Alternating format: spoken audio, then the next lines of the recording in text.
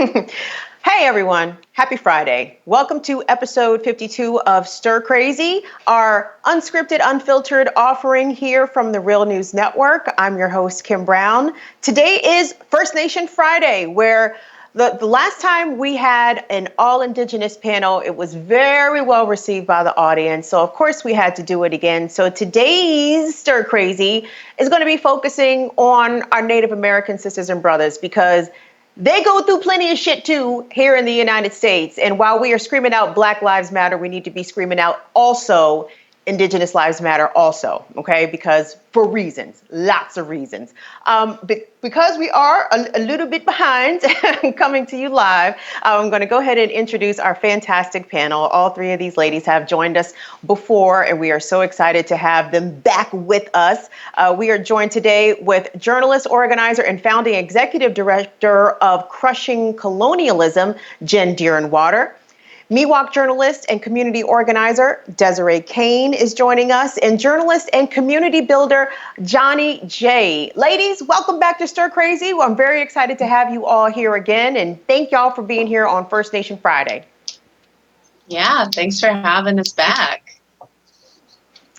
So I kind of feel like, so when researching for today, I mean, there's a lot of stories that are impacting Indian country nationwide. And first and foremost, the dismantling of symbols of colonialism. Now, everyone who was watching Stir Crazy yesterday, yeah, we played this video yesterday, but damn if it ain't a good song.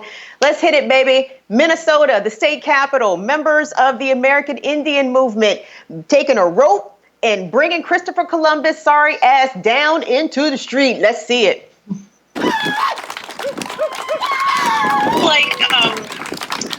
So when researching for today, I mean, there's a lot of stories that are impacting Indian country nationwide. And first and foremost,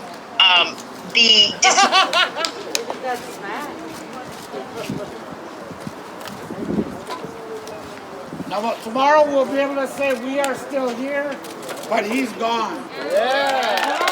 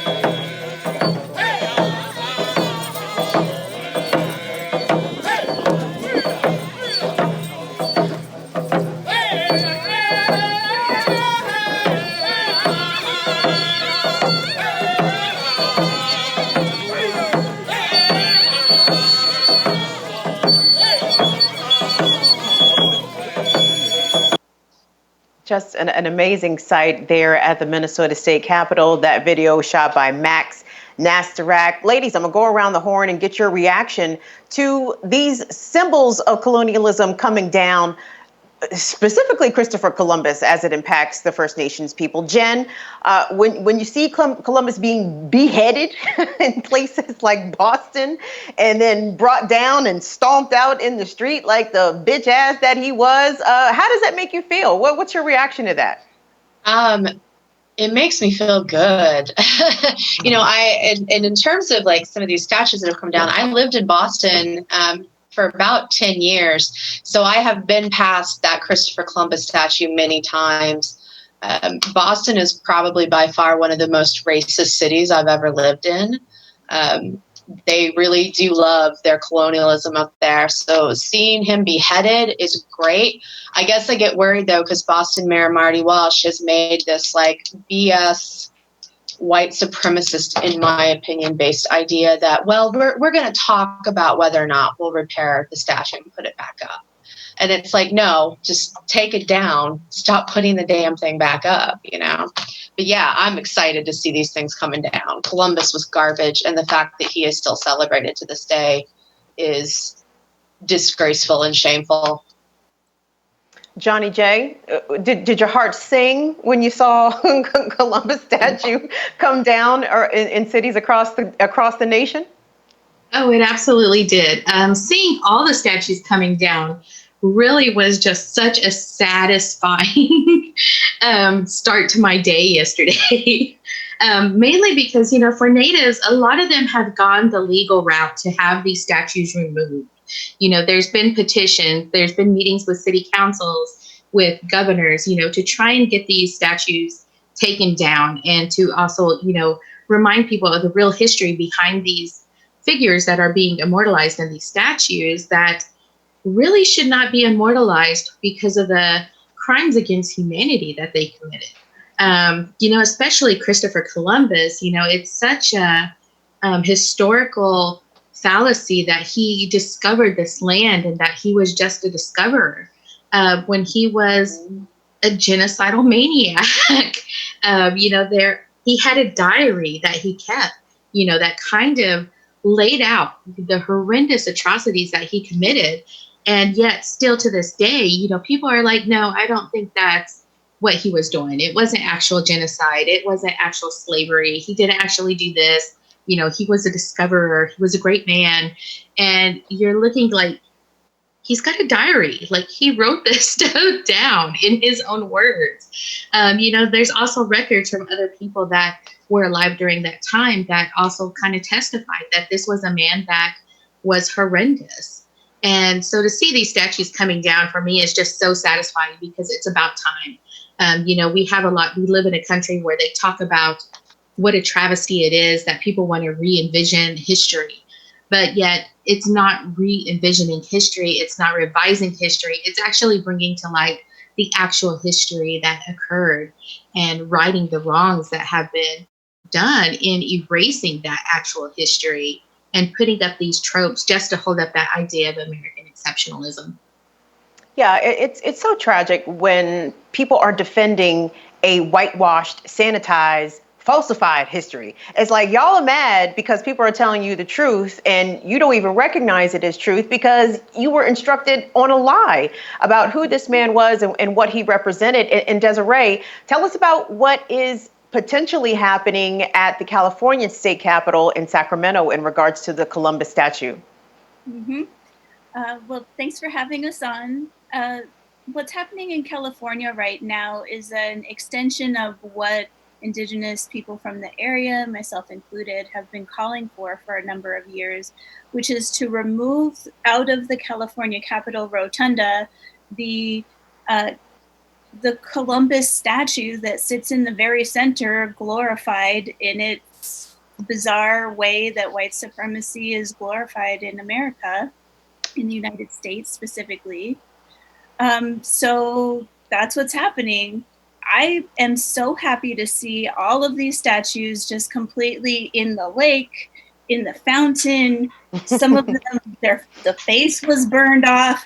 I think it's righteous because for a really long time, those kinds of exaltations of white supremacy, of Columbus, of this American capitalist society, when it stares you in the face for so long, it reminds you how othered you are as a Native person, that you are forcibly subjugated under colonialism, that we are all not willing participants in capitalism. So when I see those things being removed and not put in a museum, just completely destroyed, I think that it's sacred rage that a lot of folks are beginning to understand if they're not from Black or Indigenous communities. So the white communities of the United States are starting to say, oh my gosh, geez, we should get rid of this. It does feel like there's a sense of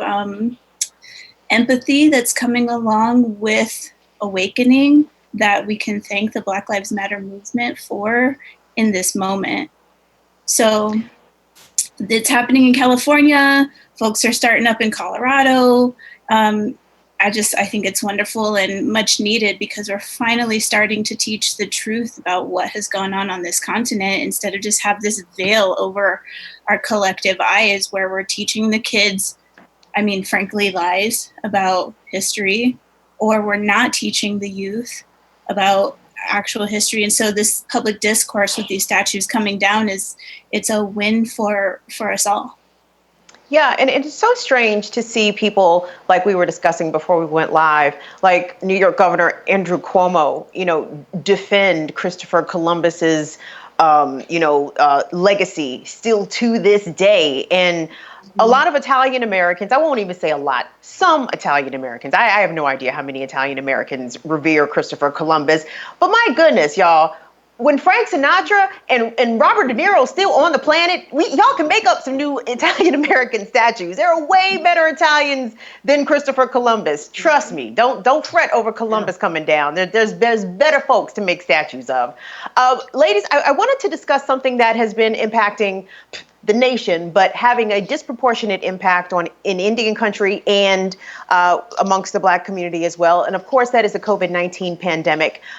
Just for example, in Navajo Nation, there are over 6,100 confirmed cases of COVID, I believe 277 deaths.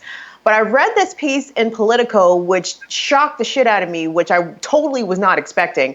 And it turns out that the Centers for Disease Control, the CDC, does not share COVID information with the tribes.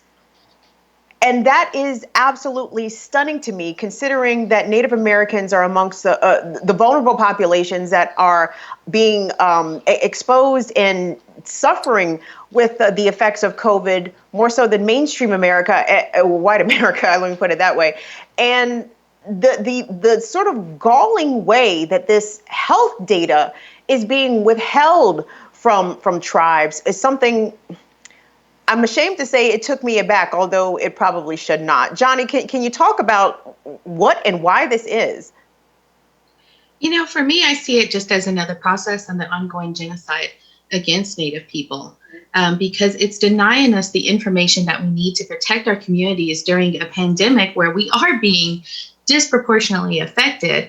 They're denying us the right to learn about how to contact tracing within our communities, also, sharing the rate of how this is spread, and also, really just getting a look at the numbers, which also makes me want to, I guess it really makes me wonder, that they're so adamant about not sharing this information, how much information they actually have or even attempted to keep on Native country.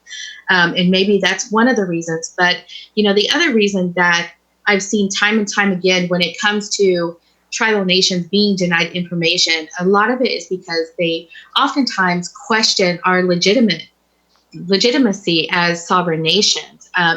Mainly because they don't understand what sovereign nations are. They don't understand Indian law. They don't understand that, we are a nation within a nation. And so, when you're looking at the CDC denying tribes the information regarding COVID, they're citing privacy concerns. They're citing, do tribes legally have a right to this information? And in denying us that information, they are putting us at further risk. And to me, it's just an ongoing process. And it's something that we see time and time and time again. It's nothing new. But, this time, during the middle of a pandemic, when, we have, just not the resources that we need, when we're lacking the funding, when, we're being hit really hard right now. Even in other states beyond the Navajo Nation, we're starting to see a rise in numbers. So this information is really important for us right now. And the fact that we're being denied, it really pisses me off because, we're less than 2% of the population. And this, with every death, I mentioned this in a previous episode, with every death, it has a tremendous impact on our communities. And, I think that right now with the funding being withheld and that we're having to jump through so many hoops, and being denied this information. It's just really making it clear that this is just, the U.S. continuing the tradition of Native genocide, of trying to eradicate the Indian problem here in America. Ladies, let me read from the Politico article, and then Desiree and Jen, I'm going to give you a chance to hop in and respond. From Politico, it says Native American organizations have repeatedly run into roadblocks trying to get data from federal officials over the past month. The CDC has denied a series of requests from the nation's 12 tribal epidemiology centers for raw access, for raw coronavirus data, even though state health departments are allowed to freely access this information. The tribal epidemiology centers were originally created to coordinate public health efforts between the tribes and state and federal agencies. And under the Affordable Care Act, the centers are considered public health authorities on par with state health departments and federal agencies such as the CDC. So why is the CDC faking on this information, Desiree? I think it's important to understand that tribes are sovereign nations. And I think that, and this is just speculation because I haven't read that exact article, but you have to remember the United States is an occupying force. And there are many, many, many sovereign nations that exist on this land as sovereign nations. So the unwillingness to work with tribal nations who are sovereign, who have their own health departments, have their own virologists and things like that. It's part of what Johnnie was just saying about it being an ongoing process of genocide, right? So in this case, the violence is actually not giving information. And the whole point is to make the sovereign nation a dependent sovereign nation on the United States. So there's a power position that the United States has where it's subjugating tribes by making them dependent on the data. This is something that has gone on even prior to COVID-19. There's a missing and murdered Indigenous women, girls, and two-spirits. There's thousands and thousands of folks missing or murdered. And the data around that is also not available. People are mislabeled. This is the system, again, working as it should, but in the minds of, I guess, the United States, that's how it should work. But what it's doing is subjugating tribal nations and tribal people. So it's incredibly violent to withhold that sort of information, especially when we're dealing with a virus that is taking so many lives and is affecting such vulnerable folks who are living lowly and otherwise. Jen, what is the withholding of this information? What does that do to people who are living in tribal areas, and even for Native Americans who aren't living in tribal areas? If you're not able to necessarily figure out how this virus is impacting this particular population, what kind of issues does that raise? So I think in particular, I'll say that I think the CDC not releasing this data is just, I'm going to echo Johnnie and Desiree, as this is just an ongoing process of genocide. I think it's particularly important for our more urban-based natives, or at least natives living outside of tribal lands, because then quite often we don't have any sort of native health care.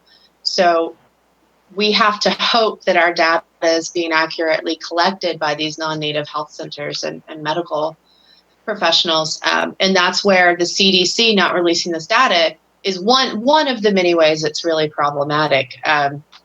If we don't know who's getting sick and we don't know why, then we can't possibly fix the problem.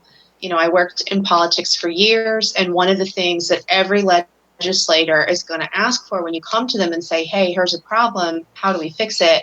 They're going to say, where's the data? And if you don't have data, or you have inaccurate data, you're not going to get funding. You're not going to get help. But this is just one more issue that, Indian country has had with the CDC since COVID-19, really hit us hard.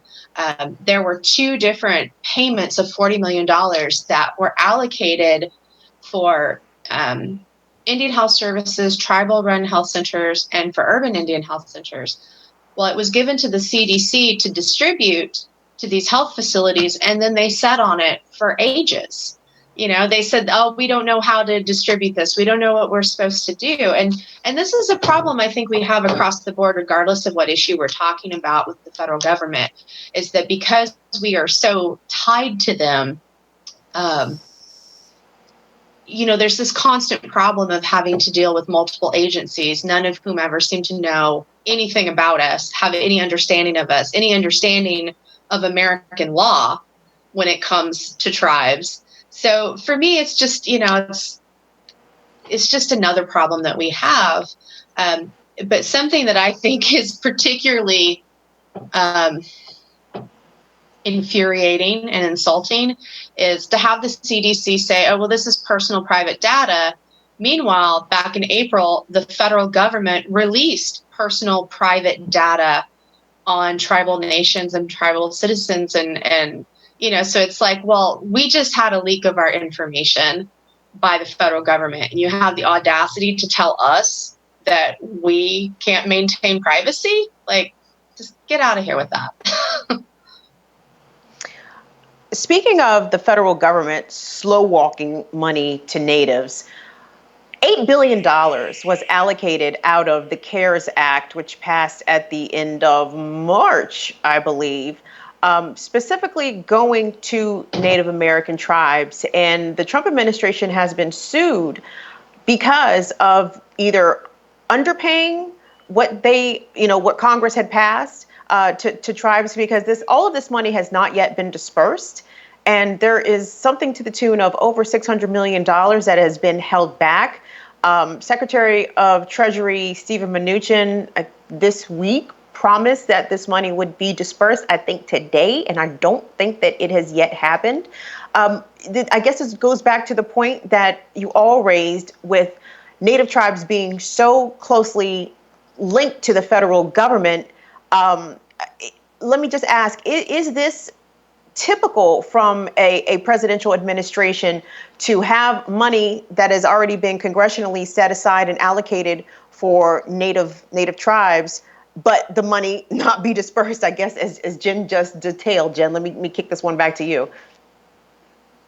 I'm going to start by saying I don't know if other administrations have done something like this. It would not shock me if they had. I mean, we natives know, Democrat, Republican, Green Party, Libertarian, whatever, they're never on our side. So I wouldn't be surprised. But I mean, part of the issue with this is, one, $8 billion is nowhere near enough to help us. Tribal leaders have said that we need about $10 billion just to get Indian health services up to par where it should be compared to other health centers. So $8 billion is a drop in the bucket. That's nothing. But then Trump didn't want it all to actually go to the tribal governments. He wanted some of it, a pretty large amount, to go to Alaskan Native corporations. Well, this money is not for corporations, it's for tribes. And there is a big difference between a corporation and a tribal government. And for me, it's just another way of saying, oh, look, we helped you poor little downtrodden Indians. But then in reality, the government doesn't actually do anything, and they do that just to let us die. I mean, if you look at the Urban Indian Health Institute based in Seattle, they put a call out for COVID tests and supplies and things, and instead they got body bags and toe tags. Like, it's like the Childish Gambino song. I've been saying this since the George Floyd protests. I'm like, this is America. This is what it's always been, and it's not going to change unless we tear this system down and get rid of it.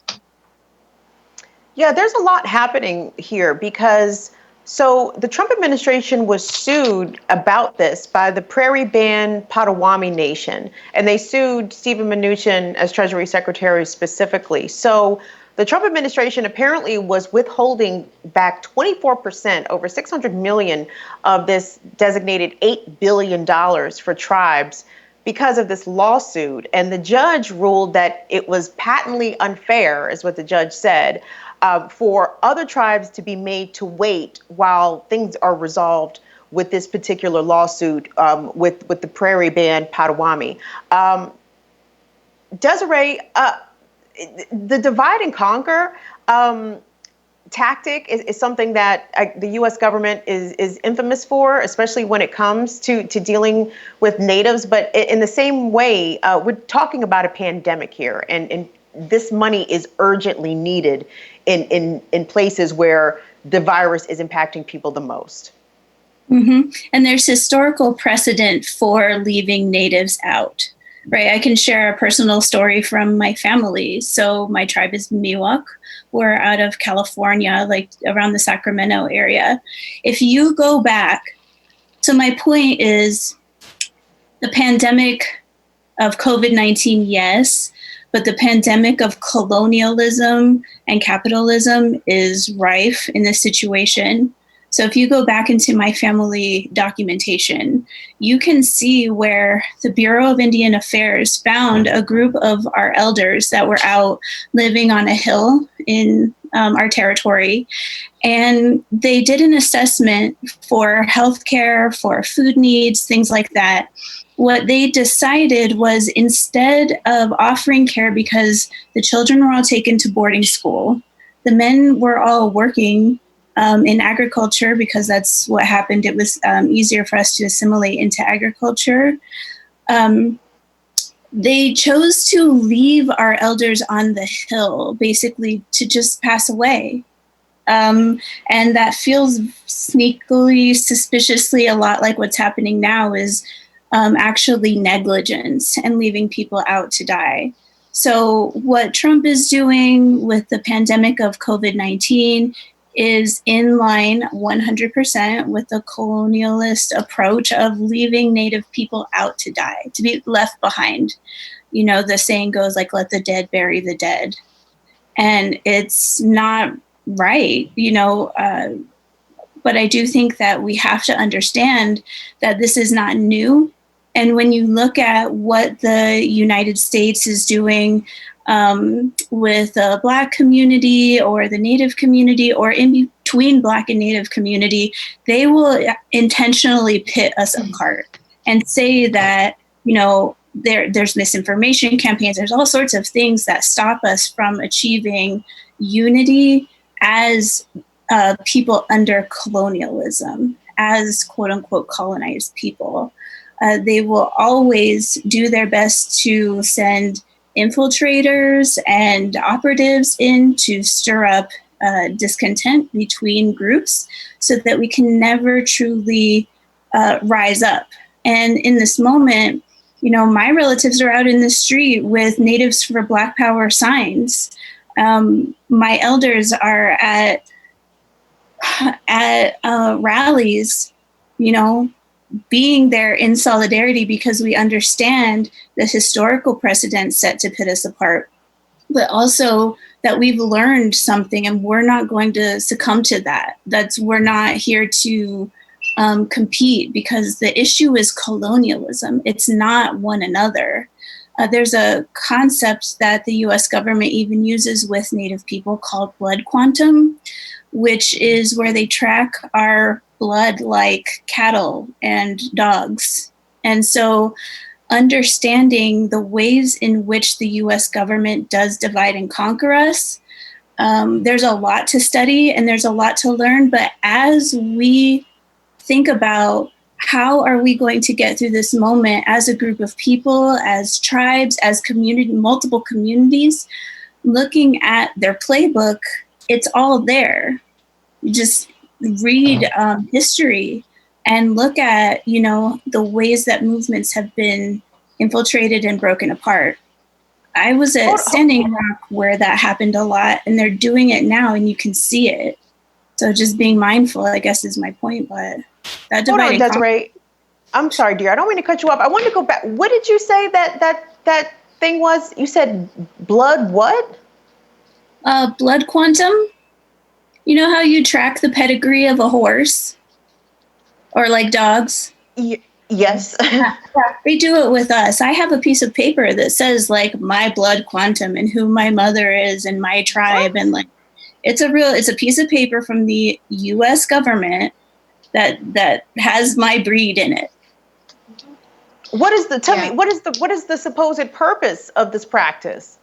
It's to eradicate Native people on paper. It's it has no scientific basis. It has nothing to do with our actual DNA or the quantity of native blood.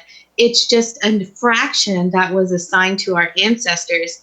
And the whole system was designed to reduce with each generation so that in time, on paper, there would be no natives left. What the fuck? It's to kind of support this idea that native people could be bred out of existence. And it's something that, you know, all tribes have had to adopt as part of our sovereignty. And, you know, as we've grown, a lot of tribes have stopped using blood quantum as means of determining tribal citizenship and belonging within the tribe. But there are a lot of other tribes that still use blood quantum to determine tribal citizenship. And a large part of that is because there's so many people nowadays that claim to be native, especially with a lot of the ancestry tests, you know, that tell people like they're like 3%, 10% native. It doesn't give them a try because there is no DNA test that can determine that. But, you know, in a way, blood quantum has kind of become a means of protection to try and keep pretendians from, you know, infiltrating our tribes and claiming citizenship. And it's a really crappy system. It has no basis. And it is something that we do need to start discussing and finding ways to move away from it, because, you know, it's so ridiculous because so many people believe that there are no full-blood natives left. I was actually scrolling Facebook the other morning because I was up and bored, and I saw a comment in a group where they were talking about blood quantum. And there were so many people that were talking about getting their DNA test back. And they were like, you know, like, oh, the reason that, you know, this DNA test says that I'm not native, even though, you know, we have stories in my family, is because there's white Europeans bred with natives so much that there is no basis for Native American blood. So your DNA test will now say you're not native. And it's just because there's no sample of native blood. And I'm looking at that comment like, what in the world? But it all goes back to this idea of blood quantum, because it was a system that was just designed to support this idea that we could be bred out of existence, which is historically why Native women were specifically targeted with sexual violence. It's why Native women were raped and why they were sold into forced marriages, because a lot of people did believe that, you know, they could literally screw the native out of us, if nothing else. And so, you know, blood quantum plays a huge role in that. And it's something that we have to really struggle against because, you know, there's a lot of natives who are belonging. You know, they know their family, they know their history, they grow up within their tribes, but yet because of blood quantum, they are not considered tribal citizens and therefore don't have the legal rights that a lot of enrolled citizens do. So it's a huge discussion. It's a huge debate within Indian country, especially now, on whether or not, you know, we do away with blood quantum, and if we do, what do we move towards?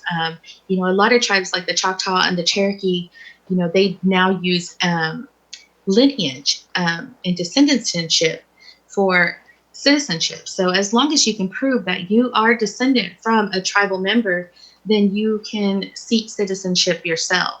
But for the most part, a lot of tribes still do depend on blood quantum.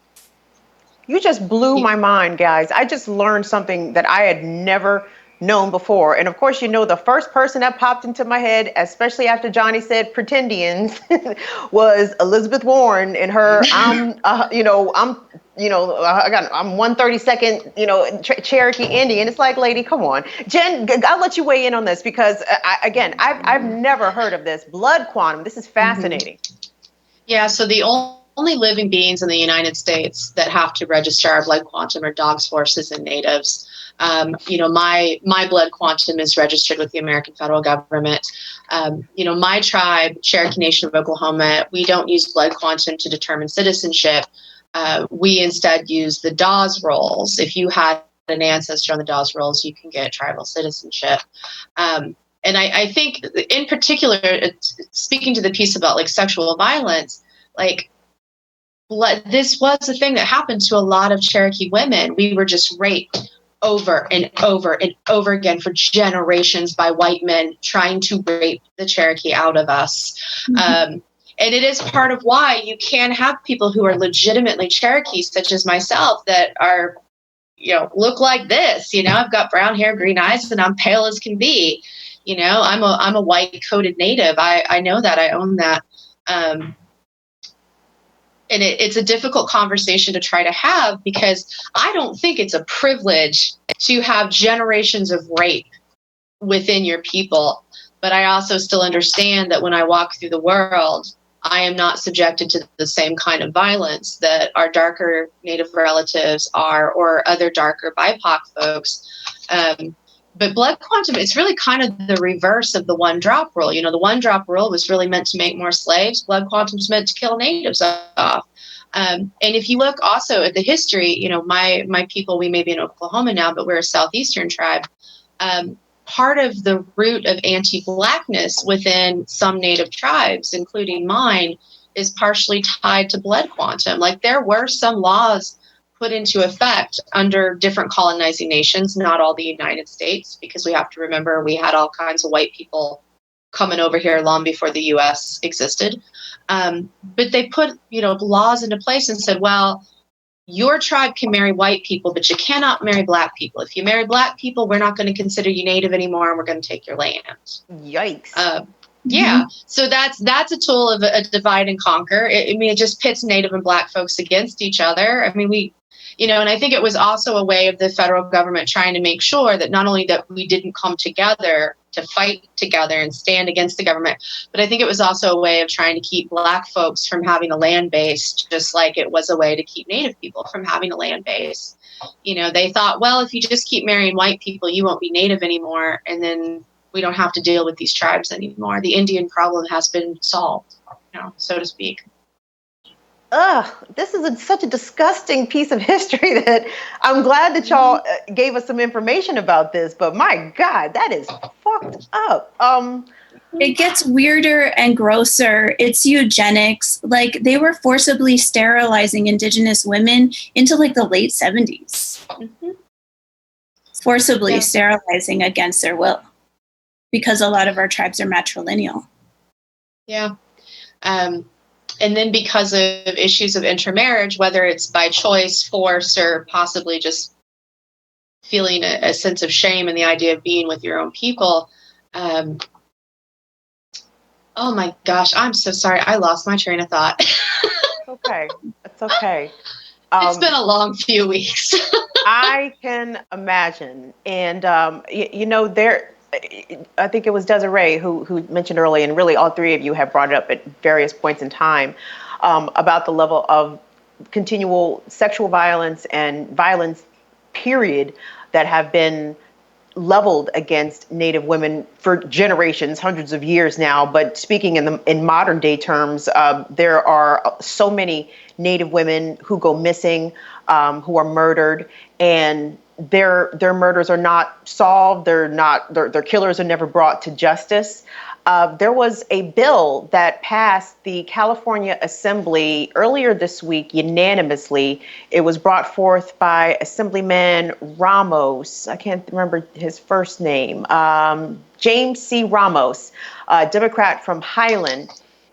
He wants to create a greater sharing of information and heightened cooperation between California's Department of Justice, tribal governments, and local law enforcement and tribal justice systems to help find missing women, to a lot more resources to law enforcement, and make more cooperation between the state and the tribal governments, to reduce the amount of Native women and girls who go missing and who are murdered every year. I wanted to get y'all's take on this, whether or not this is good enough. Does this address the issue in any way, or is this not really addressing the issue at all? Desiree, since this is in your backyard, I'll start with you.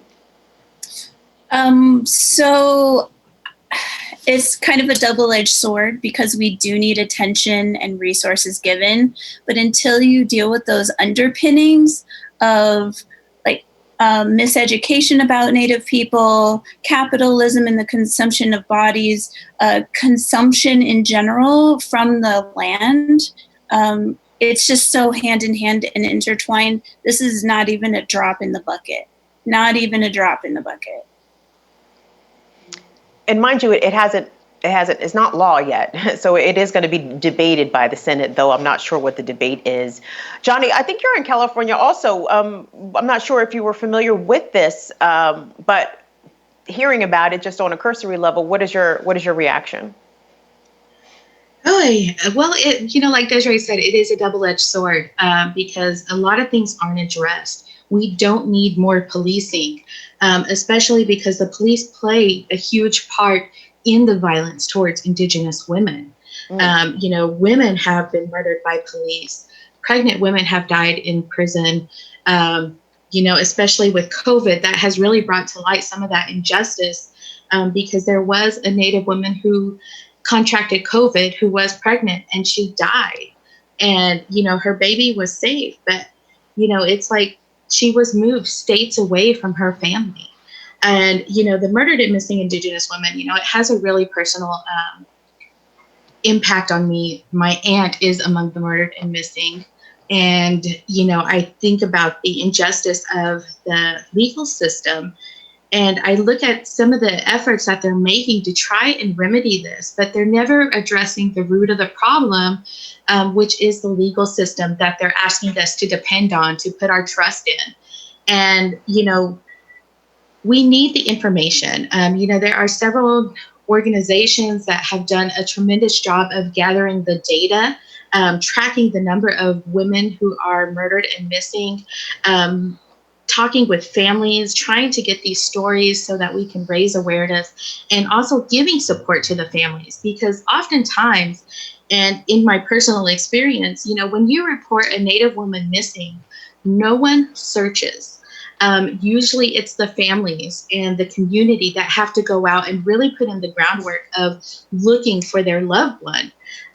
When my aunt was murdered, her kids got a call that her trailer was on fire, and they went there and, they noticed that there were some things off, that her car was dusty, and it was a car that she didn't drive on dirty roads because she didn't want to, it was a new car for her and she didn't want to ruin the paint job. She didn't want to get it dirty. But they noticed, that it was covered in dirt. They also noticed some blood, and people told them like, well, we didn't find the body. So, maybe she went out with a friend, maybe she's out partying, maybe this. And, they already knew that something was very off about this. And they went home and, not knowing what happened to their mom. And it wasn't until she missed a court date for custody of one of her grandkids that they realized that something was seriously wrong, because she would not have missed that court date. And so they went searching for her, and they went searching the back roads, and somewhere along one of those roads, they started noticing things and seeing items on the side of the road that they knew belonged to her car. One was one of the crocheted Kleenex box holders. And once they started finding items, they called the cops and they were like, we are starting to find things that we know is our mom's car. And they told them that they needed to leave the scene. And at that point, they did call people to come and search for her. And they found her 50 yards from where my cousins had been searching. And, she was buried in a shallow grave, and she was tortured. She was murdered, and it was horrific. Like, nobody deserved to die that way. But the fact that, my cousins had to go out and search first before anyone else, that's one of the things that hurt the most. And I think that's one of the things that hurts the most in Indian country is that, our women could go missing, our young girls, our two spirits, even our men and our boys, they could go missing and no one cares to look except us. And it isn't until they're found, and it isn't until someone picks up on that story that people start thinking, oh, well, maybe this will generate some interest, or maybe this will help our ad sales. Maybe this will help get us, more traffic on our website, or whatever reason, that people start caring and they start putting it in the stories and they sensationalize it. And, so much gets lost in it. And it's so angering because, Native communities are literally telling people like what they can do to help us and what we need in order to help remedy this problem. And yet everyone kind of gives us Band-Aids. A lot like this bill. They will put this bill out there because, right now the murdered and missing Indigenous women is a topic that has come up in the mainstream. So a lot of people kind of jump on it as a bandwagon issue without really taking the time to understand or really work with Native communities. Even the Trump administration put together a task force with little information from actual Native communities that have really, or organizations that have really done the work. So it is really angering because we do get Band-Aids quite a bit. And it's just, like, oh, we're going to give you just a little bit, just enough to shut you up on this. Just enough to kind of sate the anger a little bit and kind of get us out of hot water. But there's a lot that goes into it. And, with this bill in particular, it is a double-edged sword because, yes, we do need access to data. We do need more cooperation in being able to report our women who are missing and to get people to care enough to search, to look, and for us to get justice. And my aunt's case, her murderer was an ex-boyfriend who happened to be Native. And the swiftness in which he was caught and prosecuted and charged was within a year. And if he wasn't Native, he probably would have walked free because that's what happens. That's the disparity in the legal system. If it's a Native or if it's any BIPOC, we know that we are prosecuted and we're quicker and also for longer sentences than our white counterparts for similar crimes. And it goes back to the same with the murdered missing Indigenous women. White men often walk free. In Alaska, a man was caught and admitted to kidnapping a Native woman, choking her until she was unconscious so that he could get off. He actually, did this just so that he could get off. He choked her. She thought she was dying. He left her on the side of the road. He admitted to this. And yet in court, they found him not guilty. Even with his own admission of guilt, he walked free. And that's what we see in the legal system. And, we also look at a lot of policing. A lot of our women have been raped and have experienced harm from police forces. And, it's something that's never brought up, never talked about, and yet they always want to add more police to our communities. They always talk about the need for more policing, and that's not what we need when they are part of the problem.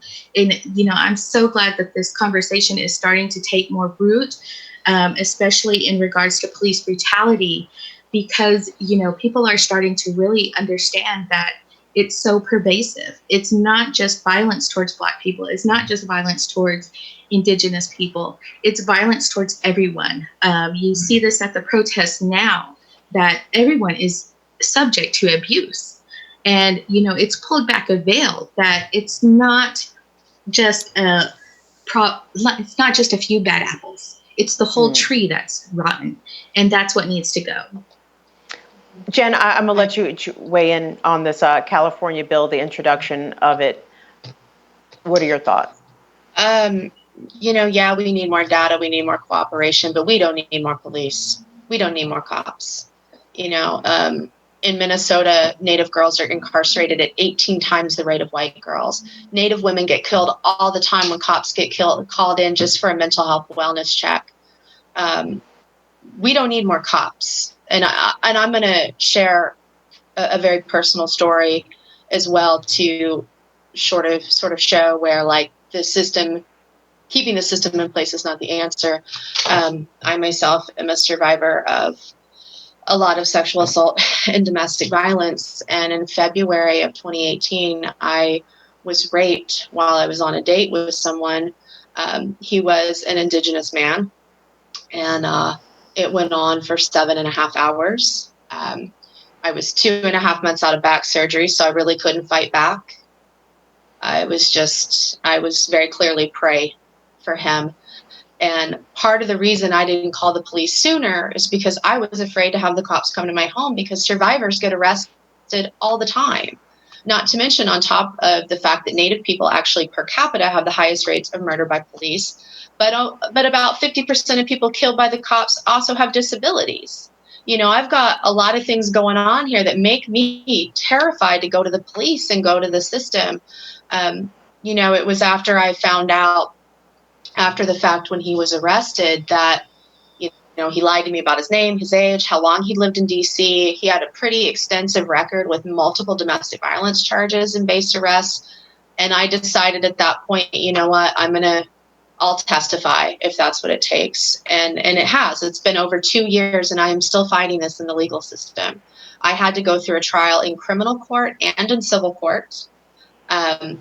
Even though I was raped, because he was not charged with rape, I did not get the benefit of the DC rape shield laws.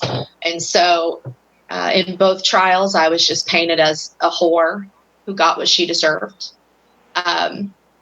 They, of course, tried to say I'm a liar. In the criminal trial, the attorney also tried to make the argument that because I'm disabled, I'm just feeble-minded and don't know what happened, which is a really interesting legal argument, because if that was the case, then I can't consent anyway, so it's still rape. In the civil trial, which was in December, I was trying to get my civil protective order extended because DC, in their just fucked up way, they won't give you a protective order past a year, so you have to keep coming back to court. And so we had to go to trial, and his defense attorney actually said that I was trying to get my civil protective order extended to further my career. This is part of the reason why I've not been writing and talking about murdered and missing and sexual assault and domestic violence, because this shit has been thrown against me when I've been on the stand. And he appealed the criminal conviction. It was a misdemeanor domestic violence simple assault. That's all he got for what he did to me. He did serve some time. He served about 5 weeks. And he, was on probation and such. But in the process of this, the man had also been arrested 3 other times for assaulting 3 other women. And the system just kept letting him walk. So even when, what Johnnie said, if it's a BIPOC offender, we're more likely to see some kind of justice in the courts. But even then, let's be real, my life has zero value to the United States. And the fact that, I live in DC, it's not a state, so it's the AUSA's office. So it's a federal U.S. attorneys that file these claims and whatnot. They don't give a damn about me. They don't give a damn about my life. And I've seen that over and over and over again in the system. And, he's appealed the criminal conviction, and that finally had made its way in front of the appellate judges. But now with the COVID pandemic, all the courts are closed, so I have no idea when they'll make a decision on that. If they overturn the conviction, then I have to decide if I'm willing to go through a 3rd trial. And I have no doubt that if I have to do another trial, that everything I'm saying now will probably be used against me in court. So fuck the cops, man. Fuck the government. Fuck the criminal injustice system. Only 3% of rapists even spend a night in jail. And while I believe in traditional justice for issues of sexual assault and domestic violence, I don't think jail's the answer. Having jails and prison has not kept me from being raped. It's not kept me from being beaten and almost murdered. That night I called the police because I screamed and screamed, and none of my neighbors would come help me. It was really when it reached the point that I thought I might be the next missing and murdered. That's when I finally caved and called the cops. And I have watched the system bend over backwards for him time and time again, and just paint me as, feeble-minded and a liar and a whore. And, I'm using, my rape story to further my career. This is not furthering my career. It's not, and with this case hanging over my head for years, forget about ever going through any process of healing. I don't get to heal because this is always hanging over my head, so I want people to stand up and realize what's happening to us. I want them to recognize it, and I want them to recognize all of the other ways in which marginalized people suffer sexual assault. The CDC did a study in, I believe, 2005 that found that 61.1% of bi women had been assaulted by a partner. And that number was almost twice as high as that for straight women. And I think it was in the 40th percentile for lesbians. There are just certain groups of women that are going to be more likely abused. And we are the women, we are the people that the system is not there for. Jen, I am so sorry that that happened to you. I'm sorry that that asshole hurt you, and I'm sorry that the criminal injustice system re-traumatized you. I truly am. And Johnnie, I'm very sorry about what happened to your aunt. Would you say her name for us? Linda Zotai. Ladies, that was very deep. I'm gonna, well, maybe we can end on a I won't say a happy note, but something that might make you smile. We're going to show a video, something that happened in Arizona now. Mind you, I have no context for this video. I don't know what happened before the person started recording, but I do know what happened as the recording continued on. A Native woman was told by a white woman to go back to Mexico. Okay. And the Native woman, she let her hands do the talking. Let's take a look. We're not serving you. Hold on, guys. Okay. We're not serving you. Excuse me, but you did say that she needs to go back to her country. What is that? Originally, Native Americans are Excuse from me, this this is what country. this whole world. White people are not from this country. Don't serve her. Yeah, you do not serve Don't her. Oh, serve her racist ass. You don't tell. No. Continue serving. Black Lives Continue Matter. serving. You need to leave. You're not a part of this. You need to leave. You're not a part of this. No. No, you do not come in here and use the F word and swear and call me a bitch. I've never even said I said she is, and you're not a part of it. that word. So you get out of here. I know. I said she is, and that's why she's leaving. So you will leave too. No. This is going all over the internet. You don't know who I am. You told her to go back to her country where she's from. I did not even be with her. That's assault. Yeah. You guys know that, right? Yeah. Where were you born? Where were you born? Where were you born, bitch? I was born in America, bitch. Where are your ancestors from? They're not from this country. You're going back to Mexico. Bitch, you better go back to where you're from. You just walked into her. Excuse me. Bitch, you just touched me. Oh my God. Yeah, you deserved it. Oh my God. In my opinion. Yeah, you pushed her and she smacked you. That was self-defense on her part. Oh, she grabbed me. Nope. Please. Now, I don't always advocate violence. But if you are going to smack her, at least smack her hard enough to knock the glasses off her face. She hit her with the... That did make me smile. Thank you. I'm glad it Yeah. did. I'm glad it Yeah. did. Ladies, you guys have to come back like soon. I really want us to dig into these conversations a lot more. And, you know, Johnnie and Jen and Desiree, you guys have all shared deeply, deeply personal experiences with our audience. And this shit happens to people every day. And people who are not Native, Black people, white people, Asian people, Latinx people, y'all need to be aware of these things. I know all of our respective groups have their own struggles, but there's no comparison to what has happened to the Native people of this continent. That goes for you too, Canada. We're talking to y'all too, especially to y'all. And if you guys would have us, we would love to have you back on so we can get into a lot of these issues a lot more and bring to the forefront stuff that is impacting people in Indian country that has been going on for now hundreds of years and is still happening in 2020.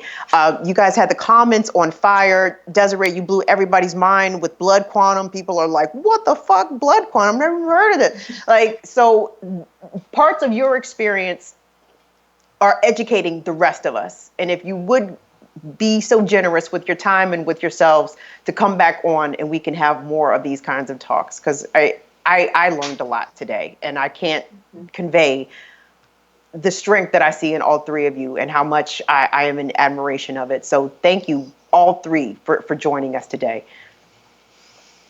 Wado, thank you for having us back, and I'm happy to keep coming back. I know we're not always talking about fun things here, but it's still nice to see all three of you, and I know we've got a big audience out there, but it also feels very intimate, like we're just sitting in my living room chatting with like a coffee or something. It's nice. Absolutely. Well, folks, we've been speaking to Jen Deerinwater. She is a journalist, organizer, and founding executive director of Crushing Colonialism Desiree Kane is a Miwok journalist, and she's also a community organizer out in California. And Johnnie Jae, y'all see her, originally from Oklahoma, now she's in Cali. Wave to the people, baby. There we go, journalist and community builder.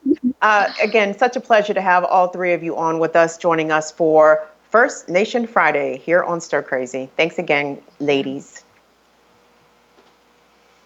And thank you all, everyone that's watching. If you have any questions, suggestions, comments, critiques, we'd love to hear it in our email, stircrazy@therealnews.com. I'm Kim Brown. Don't forget, the Rona is still out there, okay? COVID-19 is still very much jumping on people, folks. So I don't care what phase of reopening your state is in. You need to wash your hands all the time. Wear your masks. I don't care what the other people are saying. The Rona is still out there very much. So please have a safe weekend, and we'll see you on Monday. See ya.